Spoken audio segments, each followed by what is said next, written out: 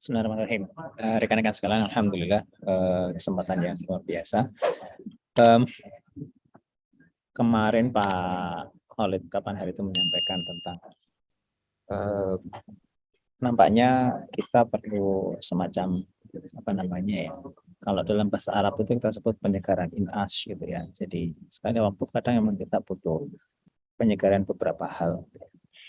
Em, Dulu saya pernah menyampaikan gitu ya, dulu saya pernah menyampaikan, tapi karena di sini banyak teman-teman baru, saya mungkin perlu merefresh gitu ya, bagi yang sudah pernah mendengar ya, berarti ini adalah refreshment bagi yang baru ya, semoga bisa menjadi tambahan gambaran gitu ya, tentang bagaimana kemudian kita itu bekerja, bagaimana kemudian kita berada dalam sebuah institusi seperti Badan Sistem Informasi ini. Nah, rekan-rekan sekalian, kalau kita bicara gitu ya, dalam Quran, gitu ya, dalam Quran itu disebutkan ayat yang sangat luar biasa. Ya, ini tentang sebagian besar kita mungkin pernah mendengar atau bahkan mungkin hafal gitu ya. La in syakartum la azidannakum wa la in kafartum in adzabi lasyadid. Jadi barang siapa yang bersyukur la in syakartum la azidannakum, maka Allah akan kemudian menambahkan baginya. Wa la in kafartum, dan bagi siapa yang kemudian mengkufurinya, yang tidak kemudian bersyukur atasnya. Jadi kufur itu sebenarnya kata-kata kalau dalam bahasa Inggris itu cover gitu ya, menutupi. Jadi cover itu mungkin ambil dari bahasa Arab kali ya, karena artinya juga menutupi gitu ya. Walain kafartum, yang mereka itu tertutup, maksudnya menutupi, tidak kemudian bersyukur gitu ya. Maka kemudian Allah mengatakan inna adzabil syadid. Jadi Allah itu tidak membuat sebuah konsekuensi, tapi cuma sekedar ngasih tahu. Kalau dalam bahasa orang tua terhadap anaknya itu, kadang orang tua itu tidak perlu kemudian mengatakan konsekuensi kamu tidak melakukan ini. Yes. Orang tua itu tinggal bilang kayak gini kalau orang Jawa, titenono wae, nah, kira-kira kayak gitu.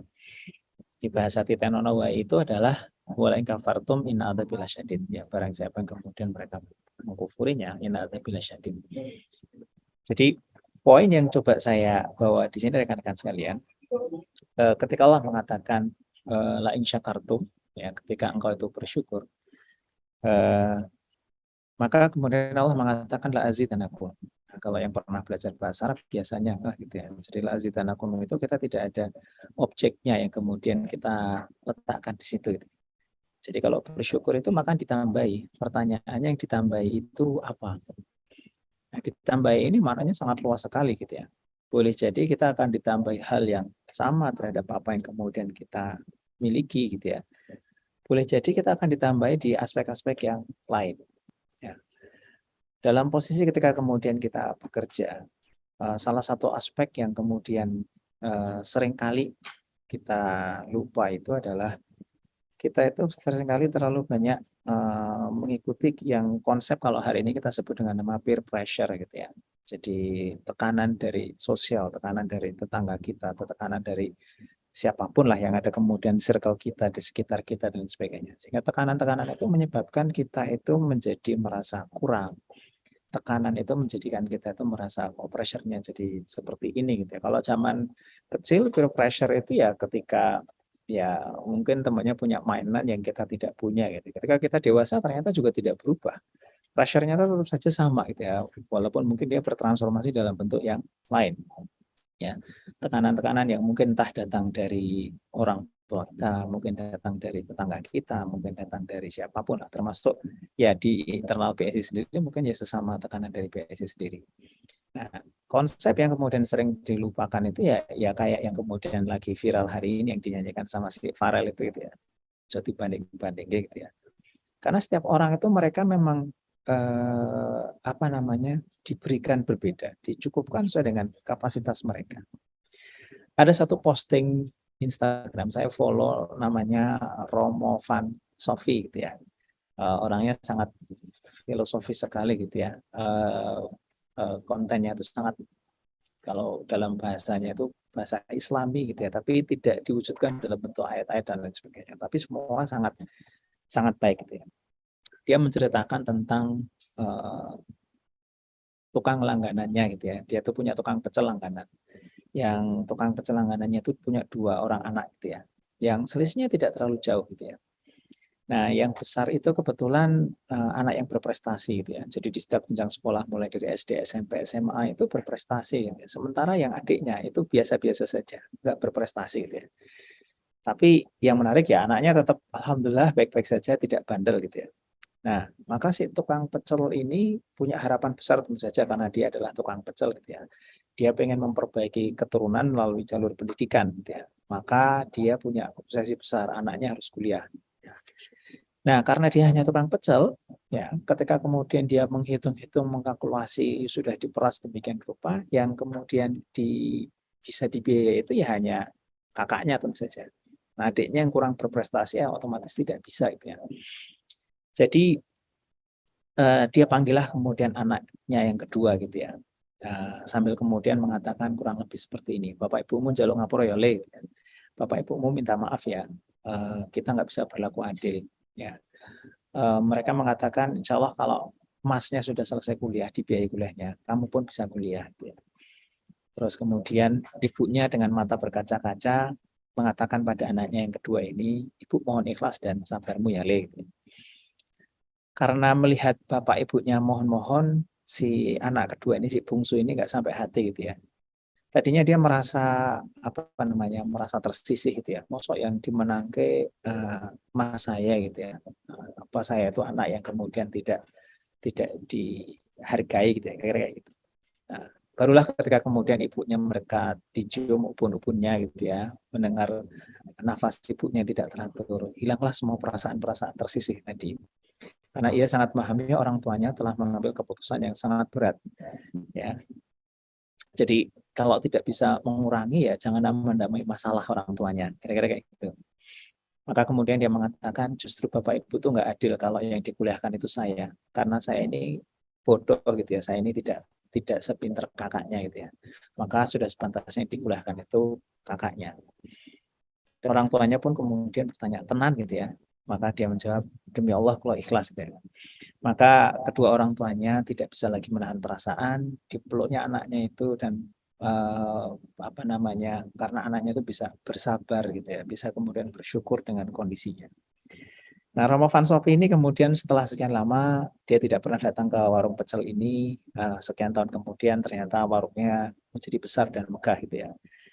Eh, si apa namanya, Romo Van Sofi ini mengira kalau oh ini pasti anaknya yang dulu dikuliahkan yang kemudian membiayai gitu ya. Eh, Kemudian apa namanya, dia bertanya gitu ya kepada si kedua orang tuanya ini. Saya Romo Van Sof ini sangat meyakini ke orang tua yang baik ini anak-anaknya baik-baik juga dua-duanya gitu ya. Itu pasti kemudian apa namanya, menghasilkan hal yang luar biasa. Kata dia kepada mereka gitu ya, hebat ya, nggak sia-sia ngulain anak gitu ya. Maka tukang pecelnya ini senyum-senyum. Ya, mereka kemudian menjawab, ini semua dari si bungsu Romo gitu ya. Si bungsu gitu ya kata mereka itu. Iya, eh, Rama Van Sove ini sampai kemudian tergagap gitu ya. Maka Mas Viro itu si tukang pecelnya itu bercerita. Rupanya selepas SMA itu karena nggak bisa kuliah karena merasa bodoh gitu ya. Dan dia paham nyari kerjaan itu susah untuk diterima. Maka dia memilih untuk membantu di warung kedua orang tuanya sampai betul-betul bisa masak. Nah, suatu ketika dia diajak temannya yang bermodal untuk buka usaha ayam goreng dengan racikan kekinian. Tidak langsung sukses, tapi mental wirausahanya terbentuk. Nah, mental inilah yang membuatnya tidak cengeng. Usahanya pun kemudian tumbuh, bahkan punya cabang, dan bahkan dia pada akhirnya bisa kuliah dengan biaya sendiri, walaupun usianya jauh lebih tua daripada teman-teman seangkatannya. Maka kemudian orang tuanya ini, dua orang tua pecel ini ditanya sama Rama Van Sofi, salut saya, didoain apa anak sampean yuk, kata dia pada ibunya. Ibunya kemudian mengatakan, yang kudain terus itu adalah si sulung, didoain diterima ujian CPNS itu ya. Ya sebagaimana banyak orang tua atau mungkin di antara banyak kita juga yang masih menginginkan dengan CPNS itu dapat pengangkatan, penempatan yang baik ya. Anak-anaknya pintar. Jadi yang didoain itu yang besar. Nah, si bungsu ini kata orang tuanya malah nggak didoain apa-apa. Orang tuanya itu cuman saya itu bersyukur punya anak yang baik, lemah lembut, sayang sama orang tua. Itu aja. Jadi nggak didoain, cuman bersyukur aja. Maka kemudian mendengar jawaban kedua orang tuanya ini, Romo Van Sofi dia terhenyak. Gitu ya. Jadi ternyata Tuhan itu menambahkan nikmat itu bukan karena kita meminta lebih, tapi karena kemudian kita bisa menerima apa yang ada. Nah, rekan-rekan sekalian, sahabat BSI, seringkali kemudian kita memang dihadapkan pada kondisi-kondisi yang juga tidak jauh berbeda seperti ini. Apalagi usia rekan-rekan sekalian ini kan masih relatif muda, sebagian besar di sini masih relatif muda semua gitu ya.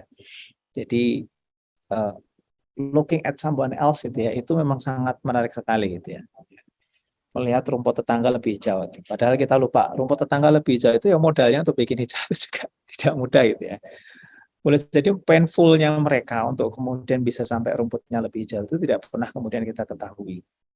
Jadi rasa syukur yang kemudian seringkali kita itu tidak tumbuh gitu ya. Rasa syukur yang barangkali lebih sering hilangnya gitu ya, karena kita memang lebih banyak mengobservasi hal-hal yang lebih tinggi daripada kita. Itulah yang kemudian menyebabkan kita itu tidak bisa bertumbuh. Maka sebagaimana tukang pecel tadi, yang bahkan yang mereka doakan itu adalah anaknya yang lebih besar, yang kuliah, karena mereka berharap bisa mengangkat harkat derajat kehidupan mereka. Tapi justru karena anak keduanya lah kemudian usaha mereka jadi lebih maju. Dan si bungsu ini tidak didoain. Hanya saja orang tuanya itu bersyukur sepenuh hati gitu ya, karena anaknya itu nggak neko-neko, nggak macem-macem. Hatinya lembut dan sayang sama orang tuanya. La in syakartum la azidanakum. Dan ini sengaja ya, kalau kita melihat konteks bahasa Arabnya itu bukan la in syakartum fa'azi gitu ya. Tidak kemudian maka gitu ya. Jika engkau bersyukur maka Allah akan tambahkan nikmatnya. Enggak. Tapi Allah mengatakan la azidanakum gitu ya. Jika engkau bersyukur, Allah itu menambah nikmat gitu ya. Jadi bukan sebuah frase konsekuensi. Bukan frase konsekuensi. Yang paling menarik itu adalah azidanakum. Dinaikkan apa, ditingkatkan apa? Ya ampun. Spektrumnya itu sangat luas sekali, bukan spektrum yang sangat pendek. Nah, semoga ini bisa menjadi reminder terutama bagi diri saya sendiri gitu ya. Bahwasanya selama kita masih menjadi human itu peer pressure pasti akan selalu ada karena kita memang makhluk sosial. Tapi kita harus ingat peer pressure itu nothing dibandingkan dengan kesyukuran kita kepada Allah Subhanahu wa taala. Demikian, Assalamualaikum warahmatullahi wabarakatuh. Saya kembalikan ke MC. Enggak.